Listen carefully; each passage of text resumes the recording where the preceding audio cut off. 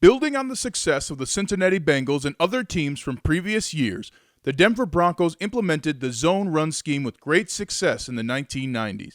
Fine-tuned by the genius of coaches Alex Gibbs and Mike Shanahan, the Broncos' use of the zone run scheme would prove to be one of the key factors in their return to the top of the NFL in the mid-1990s and ultimately Super Bowl championships. In this episode of the franchise, Denver Broncos, we get into the lab with three-time Super Bowl champion and former Pro Bowler Mike Schlereth. We talk with Stink about the zone scheme and the details behind this offensive system that still exists today. We get into the X's and O's, playing it as a lineman, and how it finally led to the Super Bowls for the Broncos and why it's so popular still today. My name is Ryan Harris, 10-year veteran of the NFL and a proud member of the Super Bowl 50 champion Denver Broncos. Thank you for joining us today, and welcome to the franchise. Please welcome none other than the three-time Super Bowl champion, two-time Pro Bowler, and perennial #1 radio show host, Mark Schlereth. Welcome, Mark. How are you, Ryan, man? It's a pleasure to be on with you, buddy. Man, it's a joy to do this with you, and especially because you got to experience the zone run scheme on different teams. But let's just start broad picture for somebody who doesn't know football. How do you describe to them the zone run game? Yeah, it's so interesting because there's so many things out there that people talk about. I've always heard, well, you got to have smaller, quicker linemen, and you've got to have more athletic guys, and this, that, and the other. And I think one of the misnomers about the zone system is it's a finesse system. And we never treated it like it was a finesse system. We wanted to come out and shorten your neck, right? Right. And so to me, it really is mostly about all of us being on the exact same path, the exact same track, and the exact same kind of wavelength of what we see and how we react. And it's one of the things I love about playing offensive line. Like I always say this, I can't be good unless we're all good. And it's that teamwork aspect, that understanding of what we have in front of us and the way we want to approach our takeoffs and our get-offs and our steps, and they all have to be kind of the same in unison. And when you do it that way with this physical attitude, that's when things really, when things to me really take off. So I just think there's a lot out there that has been reported that really isn't true. Like I always said, you don't think Larry Allen could be great in the zone running system? That dude was a landlord. Yeah. I mean, that dude owned all that real estate. So it's always one of those things that I think about it probably a little differently than a lot of people think about it, having run under Mike Shanahan and watch it just take over the league once again here, 20, 30 years later or 25 years later. It's the major system that most people hang their hat on right now in the NFL. The large majority, I'd say over half the teams really believe in the system. Well, and to give people listening and watching an idea, that zone run scheme, there's a saying in football, if it's good, it stays. The zone run scheme has lasted all the way back to the early 90s and the Cincinnati Bengals. Of course, they had Ickey Woods. He was the key running back that made the system. But Mark used a great term there that I think helps illustrate the zone run scheme. Instead of having a player or two, if you're working with somebody, you really have real estate, like Mark said. I'm going to take a step to the right on a 45-degree angle. I'm going to get upfield, and anyone in my real estate is mine. I'm going to own and dominate them. And because all the linemen, like Mark explained, step in unison at the same time in the same direction, now the defense really has to show itself.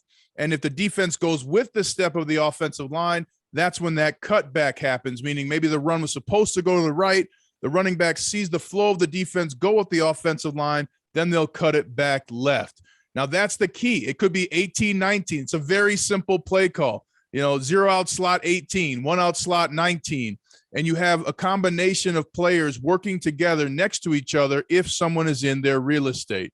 And Mark, one of the great things about you got to experience the coach that really solidified the system in the NFL in Alex Gibbs. He was with the Broncos in 1984 to 87, but then came back in 1995 and really implemented the zone run scheme that would lead to the Super Bowls that Broncos fans remember in 97 and 98. Well, when you worked with Alex Gibbs, Mark, What was he like as a person?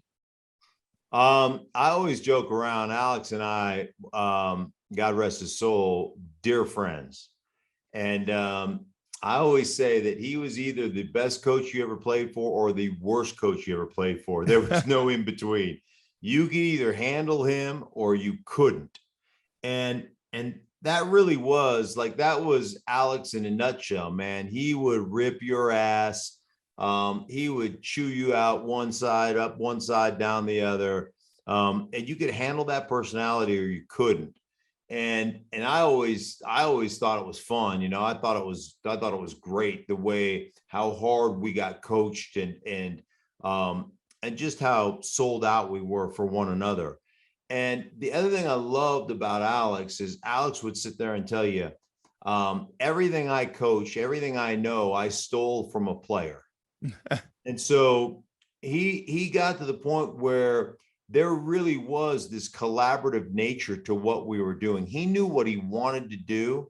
He knew he wanted to tie the wide zone system, either weak or strong, to the boot keep game. And he knew he wanted to tie those two functions together and then, create the offense based on that.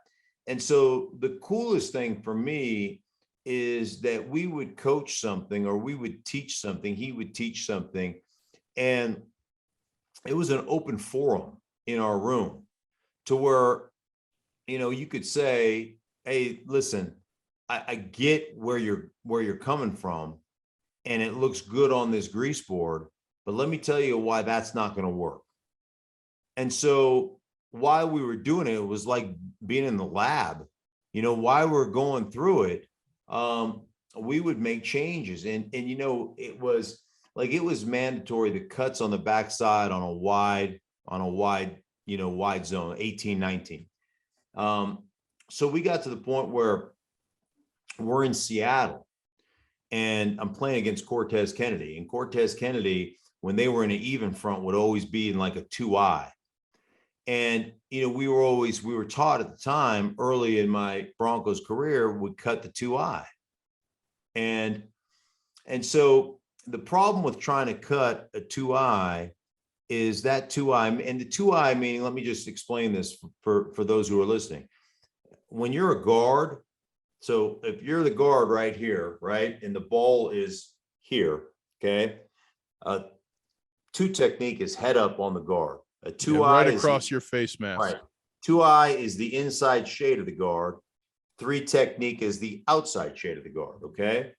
So when you're a 2-eye or a 2, you're playing the guard. Now, if you're over the center, you're playing the center, which we call a 1 shade, right? So it's easy for me as a guard to cut a 1 shade because he's not playing me. He's playing the center. But we were cutting the 2-eye technique. And so Cortez Kennedy is lined up over me, playing me. So I go to cut him and he just shoved me into the ground, hop over me. And he was a kind of a rotund, he didn't look very rotund, large right. Human being. Yeah, but he didn't look athletic. But Cortez Kennedy was one of the most gifted athletes you'd ever play against. He just had one of those bodies that didn't look athletic. So he just shove you in the ground, hop over, and when the ball cut back, man, he's making a tackle. And so I come off the sideline and Alex is just screaming at me, calling me every name in the book, and you got to get that guy down. And I'm like, dude, the problem with that is he's in a 2-eye, he's playing me, I cannot cut him. And he's like, you got to cut, it's mandatory that you cut. And I was just like, hey, up yours, I ain't cutting him. And so we're having this argument on the sideline, and I'm like, if you think you can block him, here's my helmet, be my guest. But like, I would rather block the guy than do what you're asking me to do to cut the guy. And so I changed it midstream in a game, probably in 95. And I just said, forget it, I ain't doing this. I just refused to do it. And so, like I said, we had this give and take and screaming at each other, right? And I was like, this is the way it's going to be. And I would rather get the guy blocked than the guy hopping over me all the time, making tackles and you screaming at me. And so, anyhow, I just changed it in the game. And, interestingly enough, we win the game because we always beat Seattle. That was like a given. But he finally just on my grade sheet, like it was like FU, and then he goes, but he's like FU, the blah blah blah blah blah, and then he goes, but you're right, you can't cut the 2I. And Yeah. so we changed the offense based on that. Like we changed the technique that we had been coaching based on one dude that made us change it. And so there was this great give and take on our football team, because we had a lot of great coaches, but we had a lot of really veteran, smart players who were sold out to being the best that we could be. And so that was kind of some of the evolutionary process of developing the system and kind of really figuring out how to work with one another.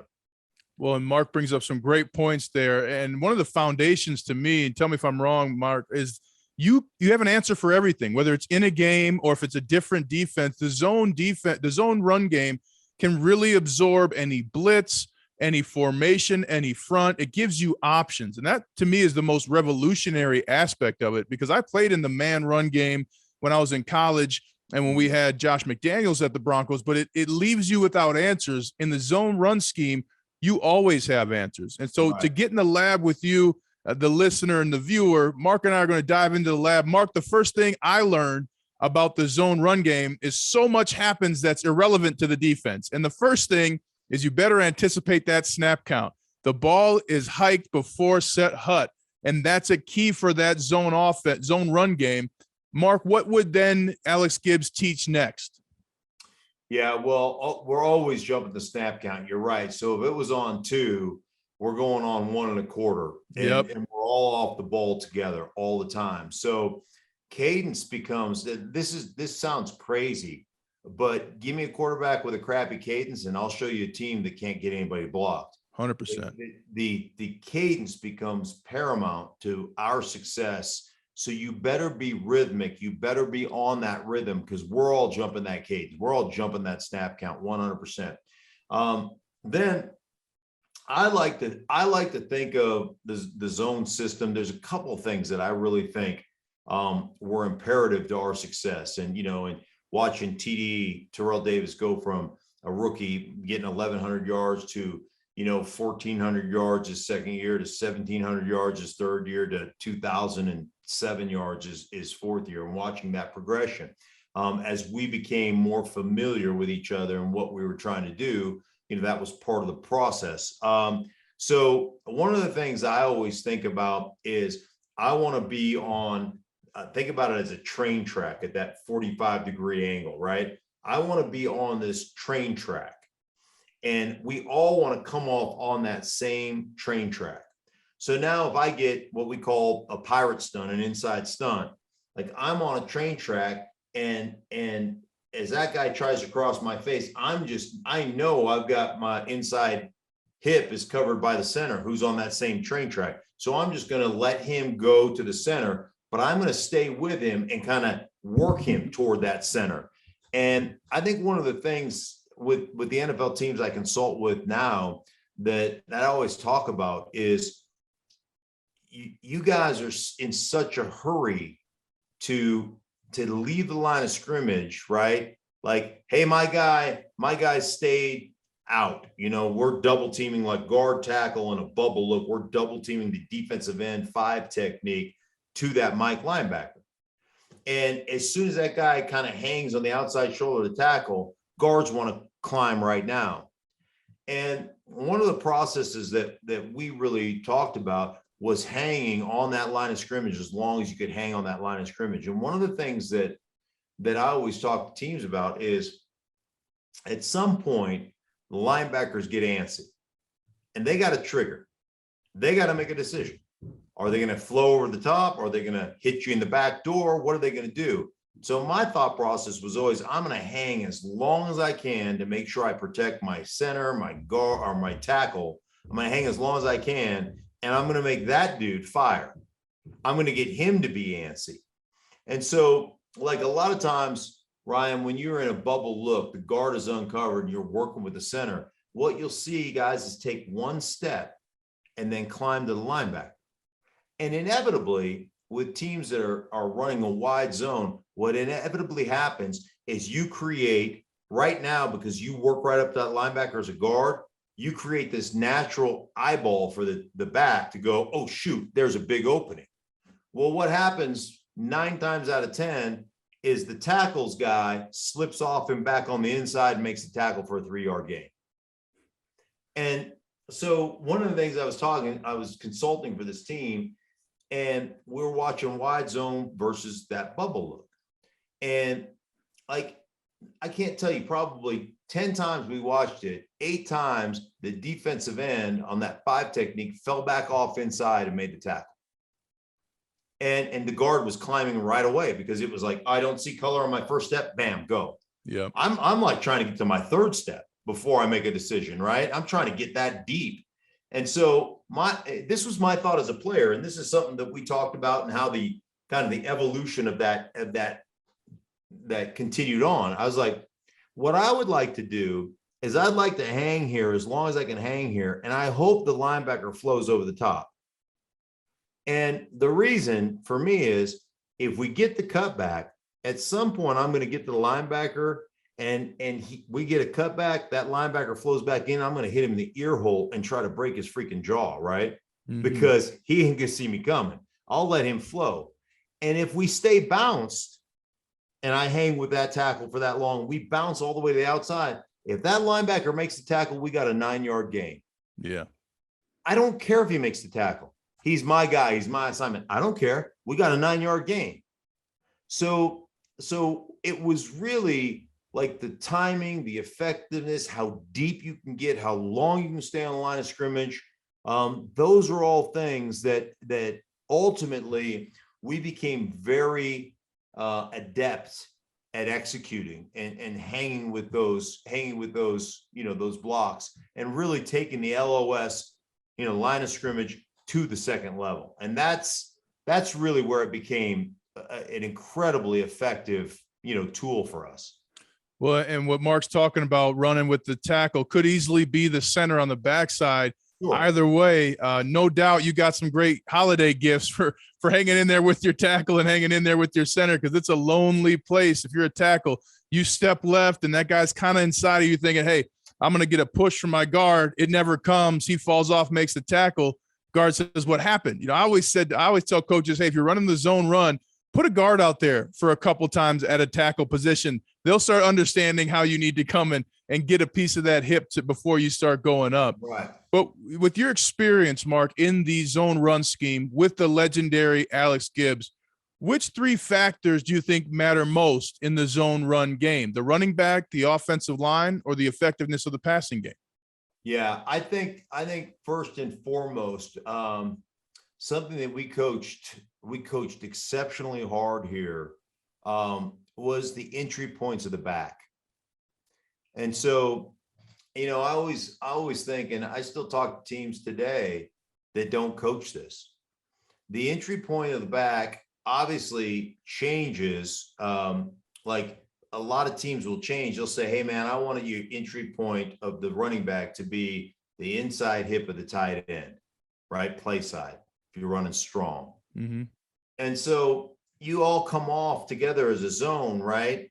And you're grinding and the defense is stretching. Why is the defense stretching? Well, because that linebacker or that defensive end that's lined up over the tight end, right? He's got outside contain. Yep. So he's got to turn everything back in. So as you stretch, he stretches to keep outside contained.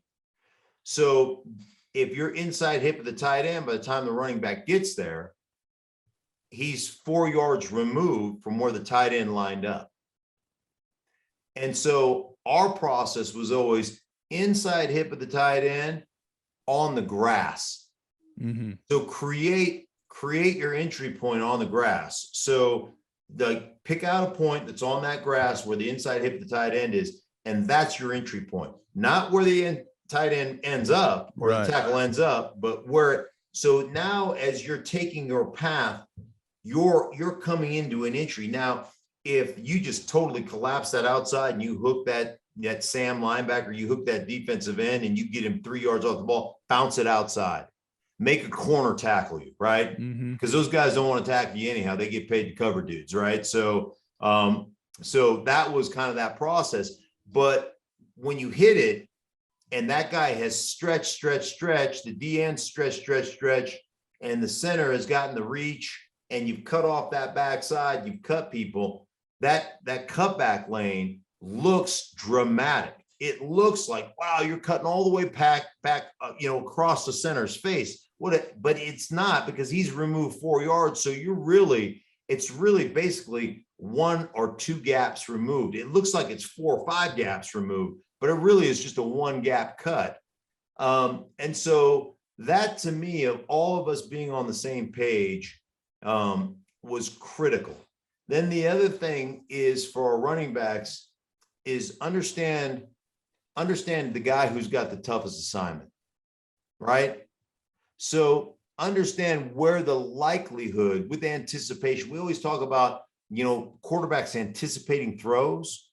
Like, you got to anticipate, you got to understand the timing of that route. My guy, I've got to trust that my guy's coming out of his break, man. I'm throwing it before he comes out of his break, right? You've got to be able to anticipate that stuff. Backs have to anticipate where those cutbacks may happen and where the weak link is in that scheme, like where the hardest block is, where the toughest block is, and where the likelihood of that block failing. And so you can avoid trouble if you're a running back, if you really understand the scheme and you understand who's got the tough assignment. This is why, like, having a global perspective of the game, really understanding the game, and really studying not only your position, but what everybody on a football field has to do, what their responsibilities are, just makes you so much better a football player. And it makes you so much more aware of your surroundings. And what I always say, where I can cheat plays, like where I can block a guy without actually touching the guy. And those are things that become vastly important. So yeah, you got to have a great offensive line. We've all got to be on the same page and all that stuff. But the running back, to me, can really help set all that stuff up. Well, and Mark's absolutely right, because if that running back, and Mark, you and I have been in meetings where that running back gets chewed out for being 6 inches off of the mark, right, because it does matter. Because if you're 6 inches too wide, you can't see the cutback. And if you're 6 inches too short, you can't see the edge, and those backers won't flow. It's such a precise piece of the zone run game. People overlook it all the time. Yeah, they do. That it is. There's such precision in it. The other thing that I always, because we always get dubbed because we cut on the backside and stuff, as this finesse team. Until you played us and we put 230 yards rushing on your ass, right? And you're licking your wounds going, wow, this is like this is anything but finesse. One of the things I always coach people, we talked about being on that train track. I never, ever want to circle a guy, meaning hook a guy. Right. Because ultimately what happens when you hook a guy, your ass is in one hole and his body's in the other hole. Yep. And so I always wanted to come off the ball and get you to flow and take you to a point on that train track that's a yard or two beyond where you lined up. And so my thought process is, I don't care about reaching you. I care about moving you. And so as long as I'm on that train track, then it's your responsibility as a back to either feel it and say, oh, dude, he's got him reached. I've got a soft spot on his outside shoulder. Or, oh, man, he's gotten him to flow a yard or two beyond where he should be. Now I've got a natural cutback. If your back can't do that, get a better back. But my thought process was, I don't ever want to make the running back do something. Like, he's got to have that feel for it. And all I can do is like all I want to do is get movement on that track and let him make the best decision that his eyes tell him to make. And I want to paint a picture for those of you at home, wherever you're listening, viewing.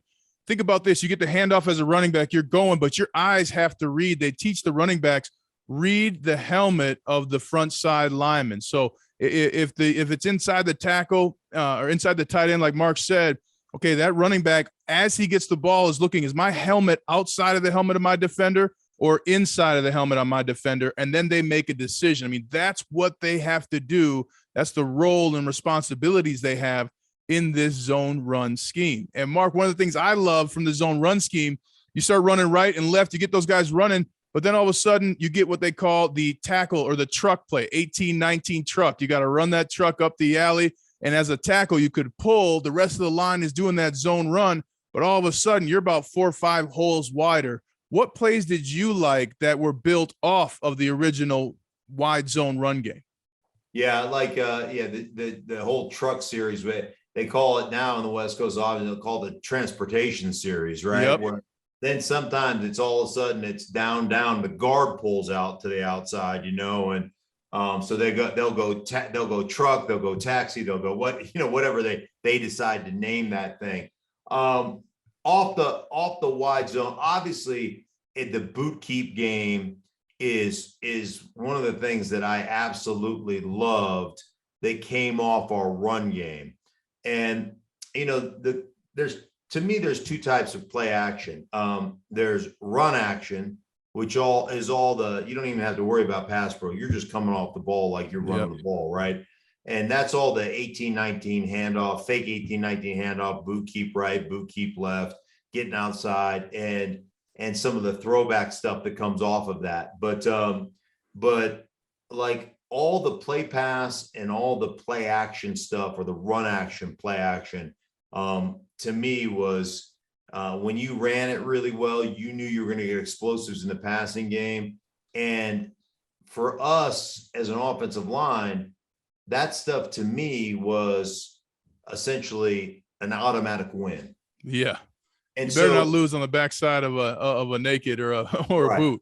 So one of the things that I always think about, and this is part of what the run game provides you, is that, if you give up a handful of sacks in a game as an offensive line, everybody looks at you and says, oh, you guys suck, right? You gave up 5 sacks and you guys are awful and this, that, and the other. And most of the time it can be traced to me to being a bad offensive coordinator, having a bad game plan.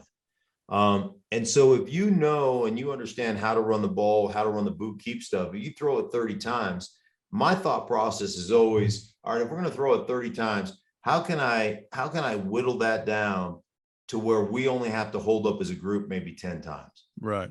And the way you do that is you say, hey, we're going to run the crap out of the ball. Then we're going to run 5 boot keep, plays, right? Then we're going to have 5 play actions where we have 6 or 7 man protections. Then we're going to have, a couple swing passes, a couple bubble screens, right? Now, all of a sudden I've taken 13 plays off of that 30, right? And now all of a sudden I'm going, okay, now we got 5 3-step drops off the run game. So now I've taken it down to 18 of that 30. And then all of a sudden I go, hey man, we got a 5-step drop, but this is a 5-step drop without a hitch, right? There's no hitches in this 5-step drop. So I can, quick. Right. So I can still attack it like it's a 3-step drop. So now I've taken another 5 off of there. And now, I've taken that from 30 times where we have to hold up to now all of a sudden I'm down to whatever that, I didn't do the math, but I'm down to 12. Yeah. And then I look at it just like I look at the running back, if I can't hold up 12 times after I've had all this variety, then I suck and you should replace me. Right. And so the really good teams, understand how to use their running game effectively to take that pressure off the offensive line and pass protection and the offense in general, pass protection. And that to me is vital. Guys who understand how hard that is. I say it all the time, Ryan, like when I think about our job, we are, everybody's an exceptional athlete, but we're the worst athletes on the team. I mean, bar none. Statistically, right? Yes. Yeah. And when you start to think about, I'm lined up against a guy who's a better athlete than I am. And I'm expected to win 65 out of 65 plays. And if I don't, I suck. He gets 1 sack and he goes to the Pro Bowl. And so I name one other sport where the lesser athlete is matched up against a greater athlete, and the lesser athlete's expected to win 100% of the battles. Outside of John Daly in golf, I don't know. Right. Yeah. That is a good one. But Yeah, it's just such a unique position. And it's one of the things I've always just loved about our game, and what we're required to do. I always get in fights with Mike Evans on the radio or whoever. Like, we're the most skilled athletes on the football field. No question. There's just no question about it. So anyhow, that's my soapbox for the day. Well, the best athletes are here with you. Mark Schlereth, myself, your host, Ryan Harrison. And Mark, one of the things about your amazing NFL career, again, 3-time Super Bowl champion, 2-time Pro Bowler, you ran the zone run with Mike Shanahan and without him. What was different about the zone run game with Mike Shanahan? Well, one, I think the biggest difference was it's what we majored in. So everything we did played off the zone running game. All our play action stuff played off of it. And that's where we hung our hat. And so the thing I love about it, and the evolution of it, if you will, is, and this is like the next level of what's going on right now. And it started with Mike, is we would, if we're running 18 handoff sift out of strong right formation, right? So the fullback is here and the tailback is here and the tight end's over here, and all of a sudden you step and boom, this guy goes back and cuts off the backside, and that running back presses up there. So now, you're like, all right, well, we can do that, and we can sift the backside, working the tackle with the fullback, right? Right. But what if all of a sudden we say, hey, tackle, you're going to man this one up, and we're going to go 18 handoff sift will, or whatever you want to call it. Now all of a sudden you turn that guy into man. The fullback now goes to the weak side linebacker instead of the defensive end. And now 9 guys are doing the exact same thing they did on the play before. 2 guys are changing it. And it's a completely different looking play entry point for that fullback for the defense. Yep. And so now all of a sudden we say, well, if we can do it to the will, let's do it to the Mike, right? And let's make the entry point different for the fullback. So, you can take one play, and this has started with Mike Shanahan. You can take one play, and to a defense, you can make it look like 6 or 7 plays. Yep. There's only 1 or 2 guys that are having to change their responsibility, but for the most part, everybody else is on the same page. They're doing the exact same thing they've always done when they've run that play. Now, when I was in Washington, we ran our 18-19 series in Denver that you're familiar with. We called it 60-70 outside, was its exact same play, just, different terminology. But we used it as an adjunct to our counter. We were a counter team. Right. So we ran the counter tray game, weak, strong, and one of the things I loved about coming to Denver and running the zone is it took away all those freaking collisions. Huge collisions. So I'd be like, yeah, I'll never forget, playing back in the NFC East back in those days. And I'm, young strapping kid trying to knock myself unconscious. And you'd break the huddle, and you'd be calling like 77 counter.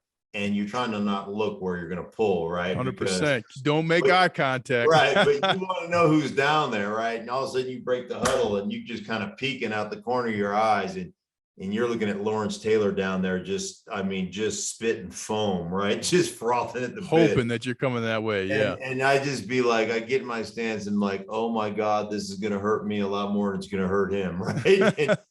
And that son of a gun, man, you run down that line of scrimmage, and that son of a gun would just coil and just uncoil. And I'll never forget, Brian, we put in a play specifically for Lawrence Taylor and the Giants, and we called it counter outside. And so the play was, I come screaming down the line of scrimmage on a counter. And just before I make contact with Lawrence, who's just trying to shorten my neck, I slip him and I bubble out for first force, whether it's safety or corner, right? And the tackle who's pulling right behind me cuts it. So we run this play, man. I'm running down the line of scrimmage, and Lawrence Taylor's just getting ready, and boom, I slip him, wham! Joe Jacoby cuts him. I run up, safety comes down the alley, bam, hit him. running back comes like 20-yard gain, 15, 20-yard gain, right? I'm like, yeah. And all of a sudden I hear, hey, mother effer. You know what I mean? Like, he's just like, hey, mother. Yeah. And I'm like, oh, what's going on? And he's looking at me. And he's like, don't you ever. It's like, I'll kill you. I'm like, ah. I was like, oh. I'm like looking at the sideline going, don't run it again. Yeah. We just Great play. Throw it out. Throw it out right now. Throw it out. Throw it. It's no good. It's no good. It's no good. Heck yeah. That dude was frightening, man. Absolutely frightening. So, yeah, you know what? Using it as an adjunct play as opposed to the play that we hung our hats on here in Denver, and everything came off of that. What made Terrell Davis the best running back in the wide zone system? His understanding of the scheme, and his ability to see what was in front of him and make a snap decision and live with it. Yeah. You know, I mean, I think that to me was his biggest attribute, is when he saw it. And you talked about, you know, that tackle all of a sudden gets an outside leverage position. His hat gets outside the hat of the defensive end. Even if it looked juicy inside, if that's your first read, Terrell would say, I'll take 4 yards. Thank you. Right. Can I have another? Yeah. And I think what happens to a lot of running backs is they see that, but they're like, you know, it's like FOMO, fear of missing out, right? Yeah. But what if?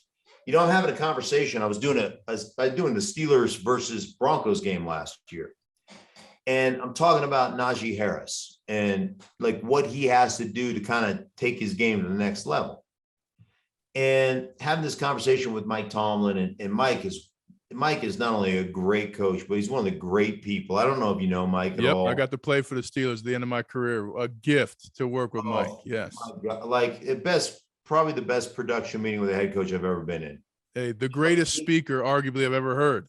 Right. And he's giving you the game plan.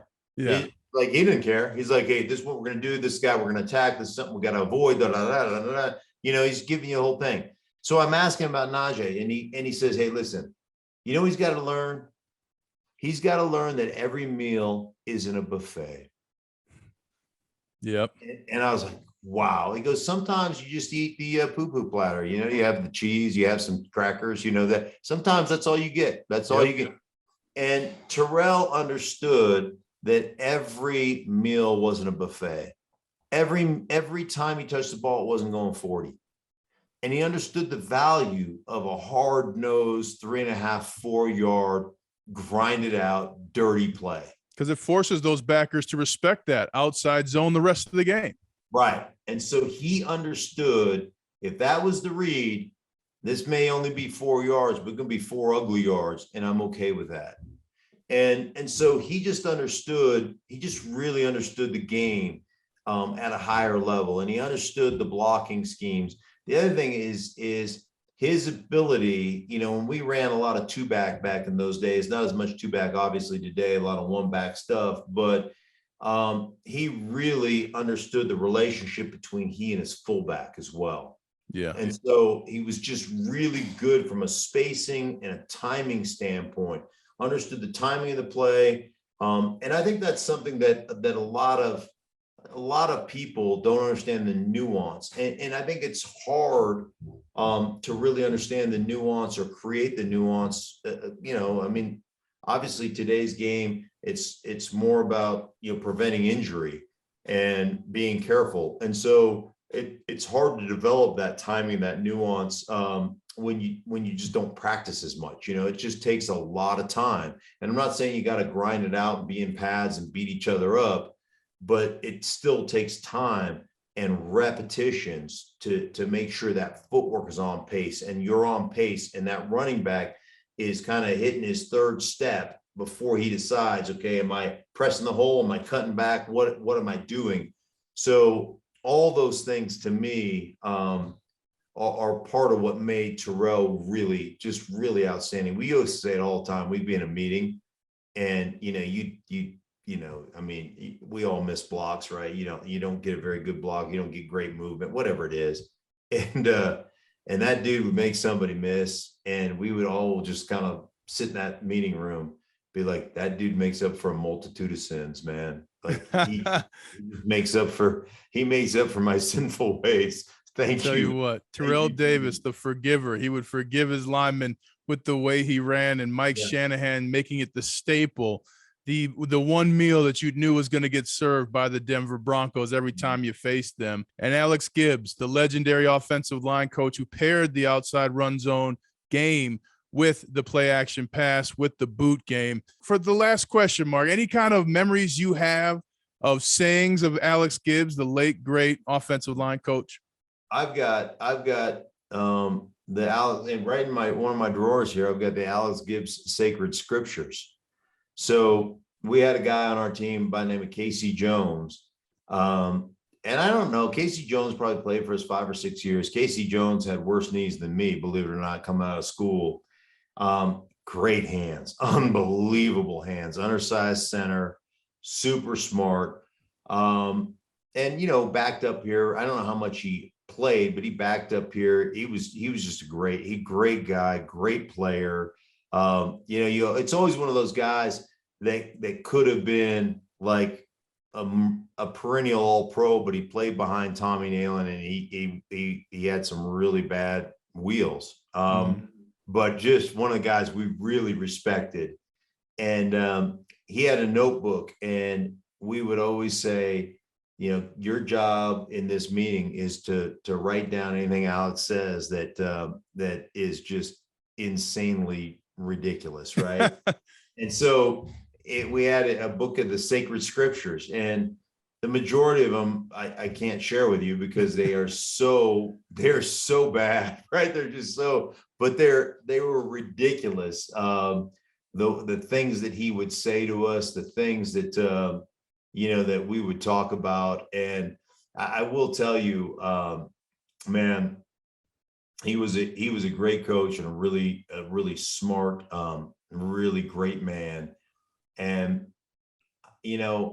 like we had so much fun. We worked so hard, but we had so much fun in our meeting rooms.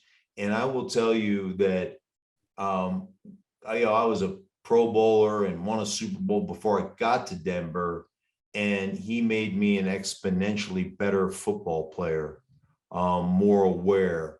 I mean, we got to the point, Ryan, and I talk to a lot of teams now, they don't do this, but I knew the drop and the timing of every route we threw based on the route combination called. So I knew obviously 3-step drops are called, right? But I knew the difference between 7-step, 5-step, 5-step where the ball is out right now versus 5-step that has a hitch, 5-step that has 2 hitches. Yep.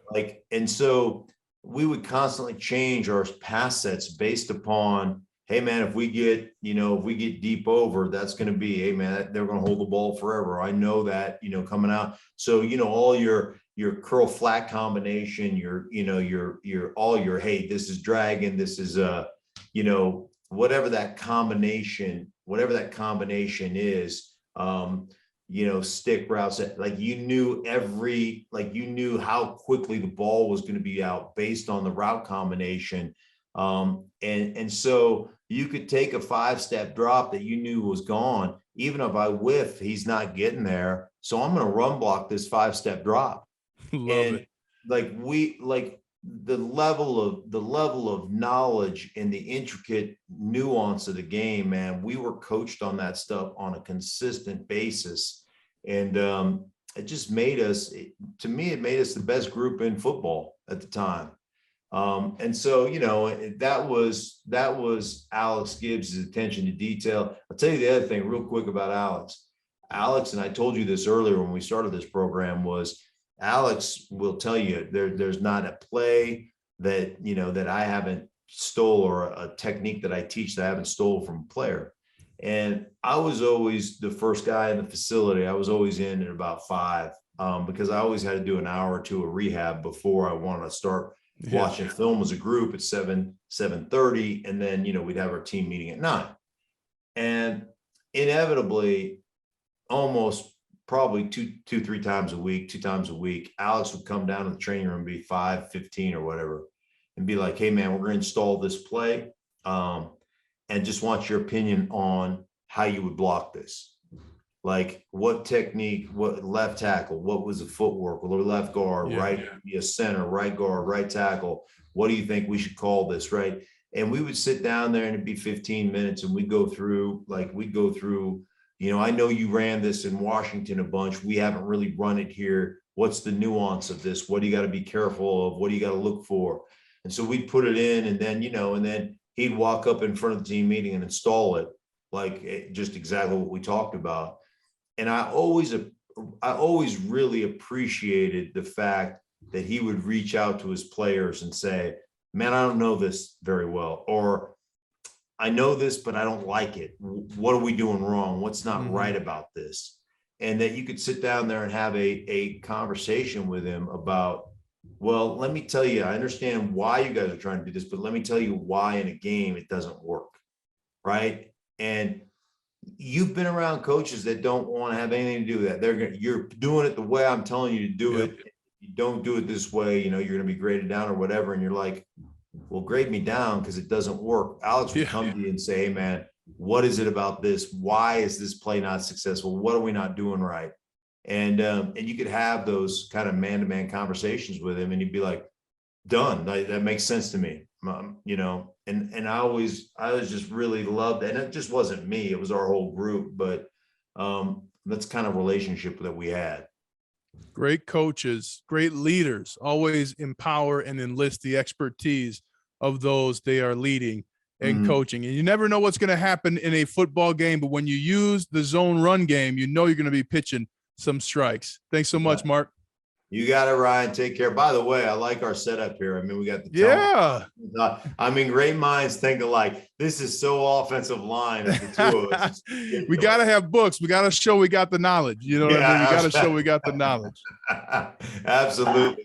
All right, Mark Schlereth, a.k.a. Stink, 3-time Super Bowl champion, 2-time Pro Bowler. We got a little 2-minute drill to end the session, right? Thinking Thursday practice here. All right, So I'm going to give you a couple of questions. We got to roll. We got to get we got to get 2 first downs and at least get some scoring. I always used to tell John Elway when we did 2-minute drive at the end of Thursday practice, I go, I'll give you $20. You throw a pick and end it.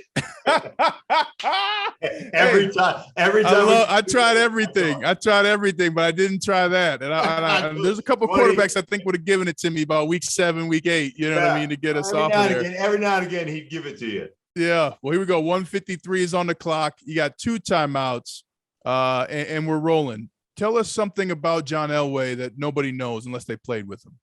John did everything and I was always interested in this. He did everything the rest of the team did. So I never forget, we're doing a leg press, this heavy leg press, and Rich Tootin's our strength coach, and he's pushing on the leg press, and it's miserable, right? In this offseason workout. And John looked at him and goes, you realize if I refuse to do this, I'm still going to make the team, right? And Rich was like, yeah. And John did it anyway. So he always ran with the team. He did everything everybody did. What was Rod Smith's impact on the Denver Broncos? He was truly one of the great leaders of our football team. And I'll never forget, we were running a play. We ran a 19 handoff, and Rod was on the backside of 19 handoff weak. He was the Z on the, or he was 19 half strong. He was the X on the backside. And Mike Anderson broke it down the sideline, went for about 50 or 60 yards. And Grady Jackson was there. I think it was Grady Jackson was their nose guard, big 340-pound nose guard. And he's trailing the play, and he's about 20 yards off. And this is when you could crack back block and everything else. And Rod loops around from his X receiver position. And just before the whistle blows, he just ass over tea kettles, 340-pound Grady Jackson, feet in the air and everything else. And he probably had, and it was like 40 yards downfield. And he probably had 2 touchdown catches, probably 8 catches for 120 yards, 2 touchdown catches. We come out of film room, and all Rod could do is, "Did you see it? Did you see it? Did you see me knock him on his ass?" Like he couldn't care less about the touchdowns. All he wanted was some props and some accolades from the offensive line that he threw a great block.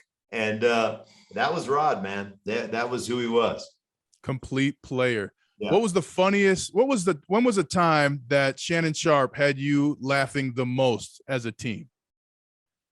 Dude, when he would make fun of Glenn Credrez's outfit before we get on the plane, like the biggest fear of any road trip was like, I hope this outfit that I'm wearing isn't I hope I'm okay. Like, I'm like, honey, like my wife would pick out the suit you're wearing and stuff. And I'm like, I hope it's right, because if it's not right, like I will never hear the end of it. He would get on Glenn about something he was wearing, and it was, I mean, he would wear dudes out. But the thing I always give Shannon grief, because Shannon would always pick a fight with the guy you were playing. Yeah. Like Shannon would never pick a fight, rarely ever pick a fight with the guy he had to line up against. It was always the guy you were playing. Yeah. And I get so pissed at him in the huddle, like, dude, I'm going to kick your ass. Like, shut up. Like, I got my hands full over here. You know, I'm playing against, Chester McLaughlin, right? And I'm like, dude, if he gets mad, I got no chance. Like quit. Let him feel like he's having a great game. Cut it out. Yeah. We got 3 seconds left. Coach is saying, go for it. We're on the 2-yard line. What's your favorite memory of playing as a Denver Bronco? Probably watching John Elway in Super Bowl 32, when all of a sudden he knew we were going to win, and that proverbial monkey was off his back. What moment was that? Where were you in the game? We were at the very end of the game, and John Mobley knocked down a pass on 4th down to Mark Chmura, and that was it. We just had to go take a couple of the best play in football, kneel down. We just had 6 right tight diamond. Take a knee. And we just had to take a knee. And dude, that was so, I mean, obviously we won a Super Bowl, but knowing the history of the league, like I knew the history, like we all did at that time, right? We grew up watching football. Our football knowledge didn't come from playing Xbox. We like grew up watching it. And that's not a dig on today's player. It's just the way it is. But we all knew his history in Super Bowls. And so that was it was just a special moment. All right. Well, thank you, Mark Schlereth, 3-time world champion, 2-time Pro Bowler, #1 in your hearts, Broncos country. Appreciate you, Ryan. Take care, buddy. We hope you enjoyed this special episode of the franchise, Denver Broncos, with legendary Bronco and media great Mark Schlereth. I loved getting to chop it up with Stink about Cortez Kennedy, Lawrence Taylor, and many others from the 1990s. I thought it was also awesome how he said that Mike Shanahan made the zone run scheme a staple of the offense and would be the difference for the Broncos in each of their 3 Super Bowl championships. As always, be sure to give our new show a rating, review it, and share it with your friends. Also, be sure to visit the Truth Plus Media YouTube channel as well for video and other visuals from this episode. Once again, the franchise is a production of Truth Plus Media, and I'm your host, Super Bowl champion Ryan Harris. Thanks for listening, and we look forward to you joining us for another episode soon.